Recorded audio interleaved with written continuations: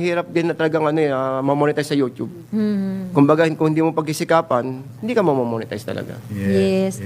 Yung una mong upload ng video sa YouTube, binalikan mo ba ngayon? Oo, Monetize natatawa ka na? nga ako. Nakita mo ba yung difference nung first video?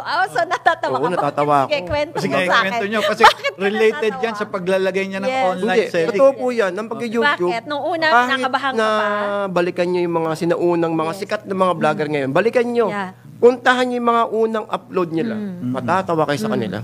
Kasi talagang amateur pa. diba? Amateur, magalaw lahat yun. Lahat ng nagsisimula, ganun. Oo, meron nga nakita, nag-makeup eh. Motovlogger ngayon eh. Oo, di ba? Oh, okay. Kumbaga, lahat ng gagawin mo para hindi mo maiisipin yung sumikat eh. Yes. Wala yung pagsikat, hindi yun.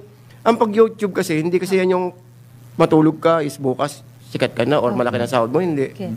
Ang tindi ng pagdadaanan niyo po dyan. Yeah. So in your case, it took you how many years bago ka Naku, is 1 year yata. 1 year, mabilis pa nga yun eh. Oo. Mabilis pa nga yun. Oo. Eh, kasi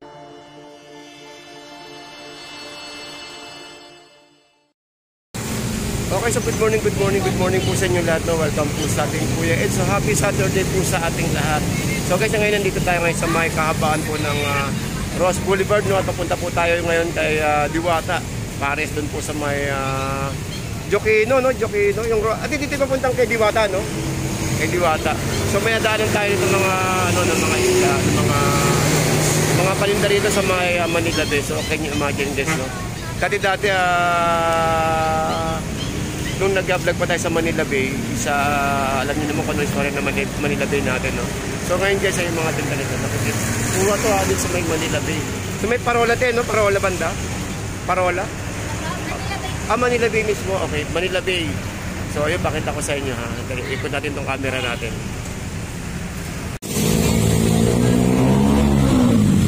Ito guys, is kuha to sa mga Manila Bay, itong mga tilapia natin, at saka itong mga tabasi. Ay, nagiligpit na si ate kasi ang oras po ay alas 9 na. Itong alimasag, te, magkano yung ganito, te?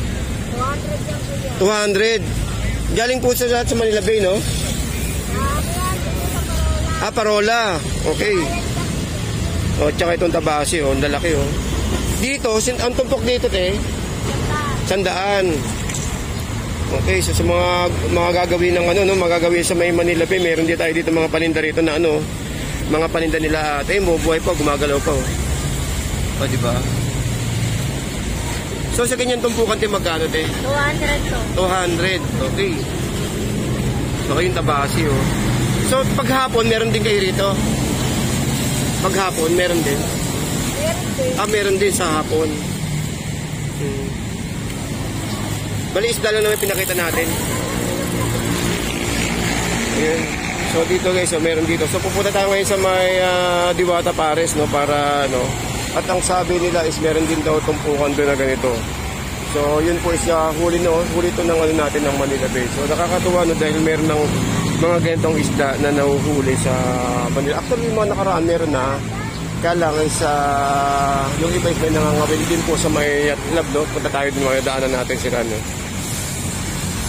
Dito lang po yan guys sa may okay, so yung area dito lang po sa may tapat ng Quirino. Ayun guys, ayan, Quirino. So dito is latagan dito is araw-araw tuwing umaga. Diba? Okay, taswahan nyo. Ito yung Manila Bay guys, sa mga hindi pa nakapunta sa Manila Bay, So napakaganda ng Manila Bay natin, At itong lalo pagdating ng umaga at lalong sa hapon, pagdapit hapon, talaga napakaganda ng area dito. Kasi okay, tara, samahan nyo ko umikot tayo, dito doon po sa may yacht club. Tingnan natin kung may mga tumpukan din doon. Yun, parang kailan lang, Ito po yung sa mga binablog po natin nung mga nag-uumpisa pa lang po ako sa pagbablog. Ito pong Manila Bay. So, bali, sundan ko po ito. Bago po magkaroon pa ng Dolomites, nandito na po tayo nag-update ng mga sitwasyon.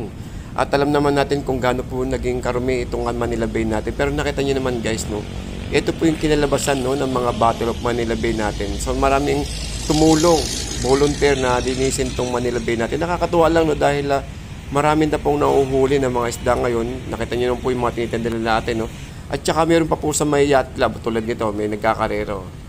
Ayan, may mga nagkakaroon ng mga nagda-dragon boat or mga nagpa-practice, mga taga-Navy. So guys, nakita niyo po doon yung passenger ship po. International po yun ha. Doon po madalas po may nagdadak po dyan ng mga passenger ship. Then sa bandang kanan po natin, nandun po yung Dolomite. Okay, so shoutout po sa Manila Bay Warriors at saka po sa Estero Rangers.